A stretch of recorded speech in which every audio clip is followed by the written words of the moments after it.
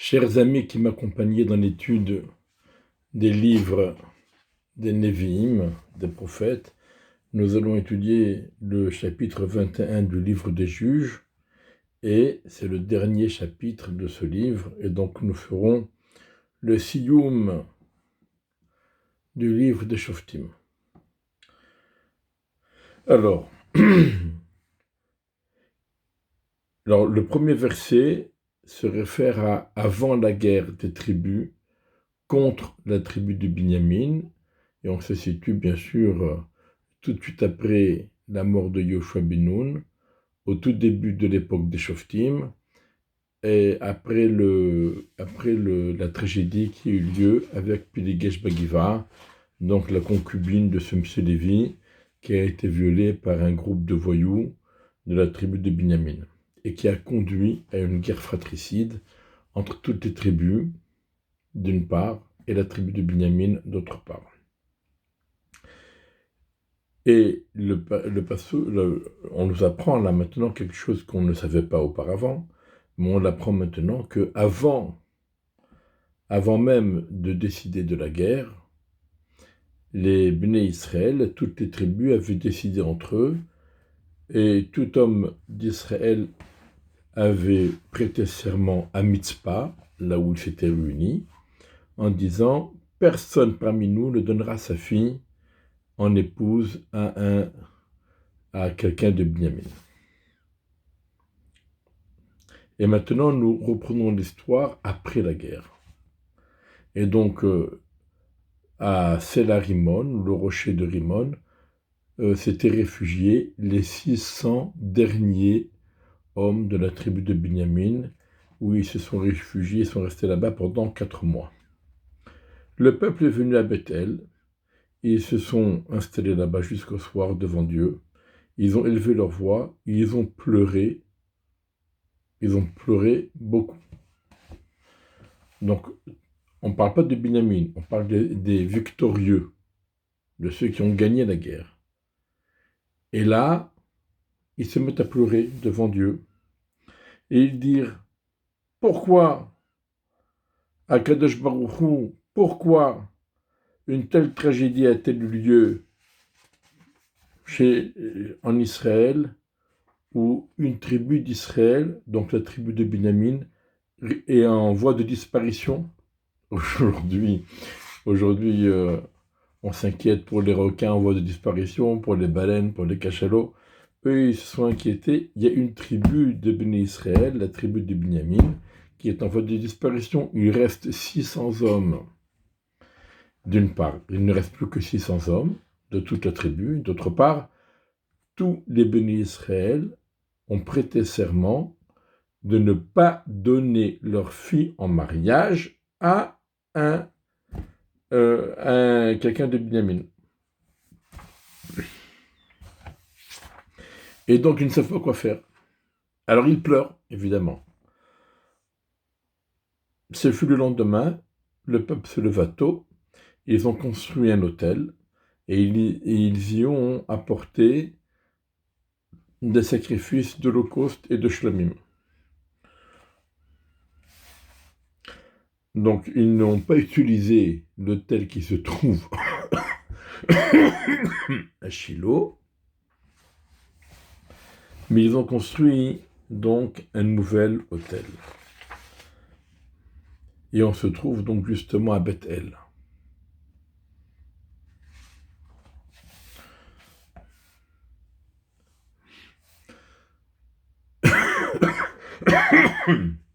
Ils attendent bien sûr une inspiration divine pour savoir comment remédier au problème. Et voilà que l'inspiration vient. Les Béné Israël dirent, celui qui n'a pas monté avec l'assemblée réunie de toutes les tribus d'Israël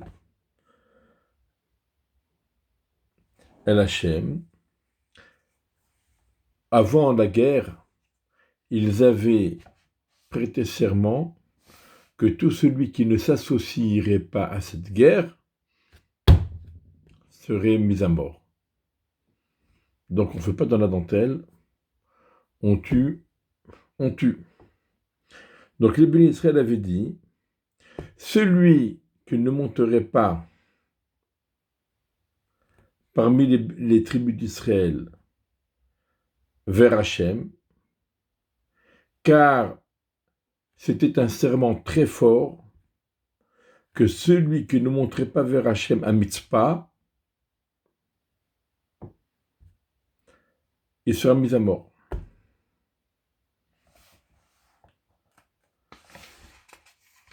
Donc ça, c'était un paramètre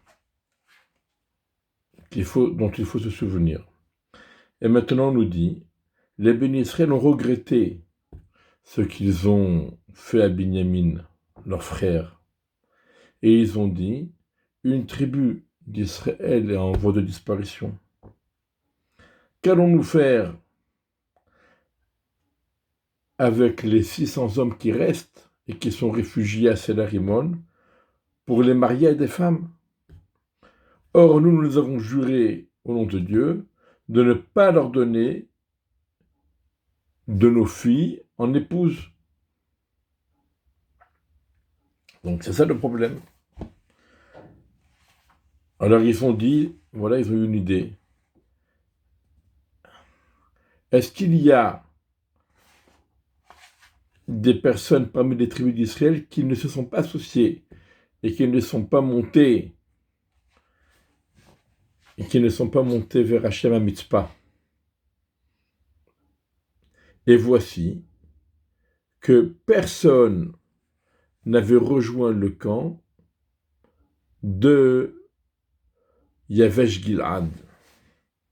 Les gens de Yavesh Gilad ne s'étaient pas associés à cette guerre contre Binyamin. Personne.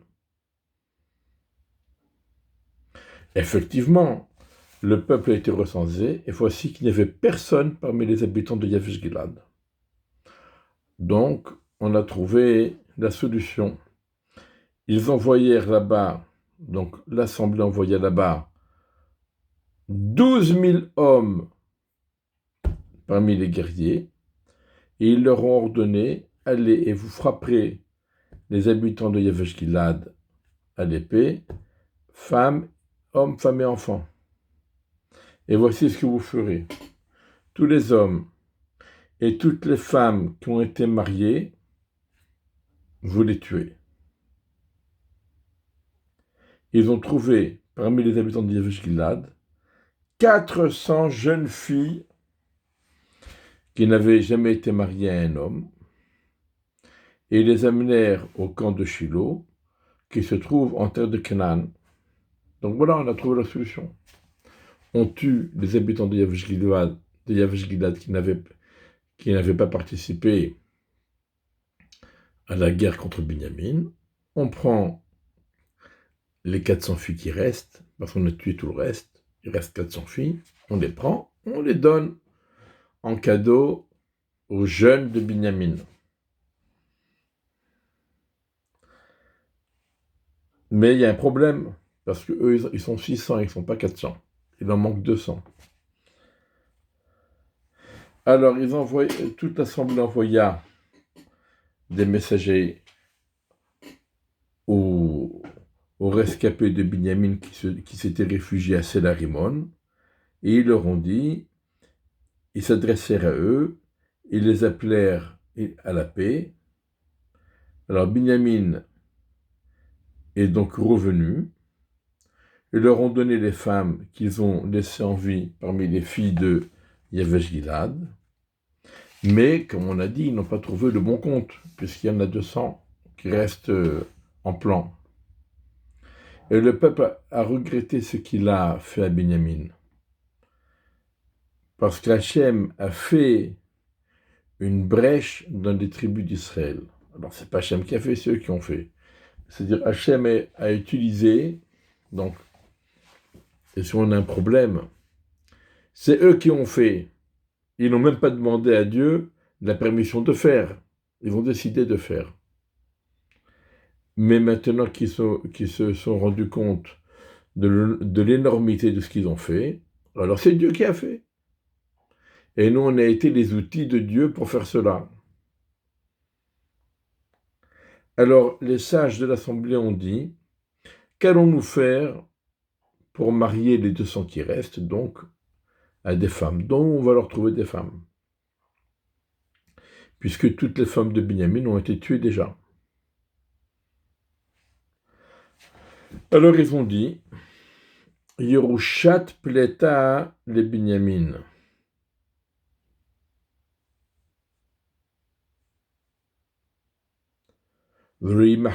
Israël. Ils ont dit, ben, s'il y en a 200 qui vont pas se marier, c'est pas grave. Il y en a 400 qui se sont mariés. Et avec les 400 qui se sont déjà mariés, qui se sont mariés, il y aura la tribu de Binyamin peut reprendre et se, repopu- se repopulariser. Parce que nous ne pouvons pas leur donner de femmes parmi nos filles. Car les bénis Israël ont prêté serment en disant, maudit celui qui donnera une femme à Binyamin. Bon, mais il y en a quand même 200 qui restent en plan, et c'est embêtant. Là, ils ont trouvé une nouvelle idée extraordinaire. Et ils ont dit, voici, c'est une fête en l'honneur d'Hachem à Shiloh, depuis toujours, qui se trouve au nord de Bethel, à l'est, vers le soleil levant, sur la route qui monte depuis Bethel vers Shechem, et du Negev vers l'Ilvona, vers l'Ilvona. Donc, il y avait une fête à Shiloh tous les ans. C'était la fête du 15 Av. Et vous verrez, vous, ils ont ordonné donc aux jeunes gens de Binyamin en leur disant, allez, et vous allez faire le guet dans les vignobles. Et vous verrez, si les benoît de Shiloh sortent pour faire des danses, pour danser, le 15 Av, les filles sortaient dans les vignobles pour danser, vous sortirez des vignobles et vous kidnapperez chacun une femme parmi les filles de Shiloh, et vous irez dans le territoire de Binyamin. Et ce sera quand leurs pères vont venir, ou leurs frères, pour se disputer, pour se plaindre à nous, et nous leur dirons, laissez-les. Car nous n'avons pas pris une femme mariée à un homme pendant la guerre. Car vous ne leur avez pas donné, vous ne leur avez pas donné vos filles. C'est eux qui les ont prises. Donc ce n'est pas considéré que vous avez transgressé votre serment, et donc vous ne serez pas pris en faute. Donc l'idée, elle est comme ça. On a un problème. On a trouvé 400 filles pour 400 hommes. Il en reste 200. Les familles des autres tribus d'Israël ont prêté serment de ne pas donner leurs filles aux rescapés de Binyamin. Mais, si jamais on ne leur donne pas, mais ils les kidnappent, on n'a pas transgressé le serment. Donc, on va proposer aux 200 hommes de Binyamin de kidnapper les filles qui sortiront danser le 15 Av, et nous fermerons les yeux. Et puis voilà, tout est bien, qui finit bien. Donc les enfants de Binyamin ont agi ainsi, et donc ils se marièrent avec des femmes selon leur nombre, parmi les danseuses qu'ils avaient kidnappées. Ils retournèrent à leur territoire, ils reconstruirent les villes et s'y installèrent. Et les bénis Israël donc quittèrent l'endroit à ce moment-là, chacun retourna dans sa tribu et dans sa famille, et chacun donc sortit de là-bas pour rejoindre son territoire. À cette époque-là, il n'y avait pas de roi en Israël, chacun faisait ce que bon lui semble. Donc voilà, c'est sur cette note triste que se termine le livre de Shoftim. Et c'est une bonne introduction au livre du Shmuel, du prophète Shmuel, qui, nous l'espérons tous, apportera une solution durable et intelligente pour le peuple d'Israël. Effectivement, comme nous le disons dans la Mishnah, il faut toujours prier pour la stabilité du royaume, car s'il n'y avait pas la crainte de la royauté, du gouvernement, du royaume, eh bien chacun avalerait son prochain vivant. Et on voit bien ce qui s'est passé, les déviances, les tragédies, dont Pilegesh Bagiva, celle que nous avons traitée en dernier, même si elle a eu lieu dans la chronologie bien avant, mais elle a été rapportée en dernier, aussi bien Ben Adam Lamakom avec la statue de Micha, et aussi bien Ben Adam Lachavero avec la tragédie de Pilegesh Bagiva, qui s'est terminée d'une façon aussi tragique qu'elle n'a commencé. Qu'Akadosh éclaire nos yeux dans toutes les situations, à toujours trouver la bonne solution, pas seulement la meilleure solution, mais la bonne solution pour que nous restions toujours unis dans la paix, dans la stabilité, dans le respect les uns des autres et le respect de la Torah.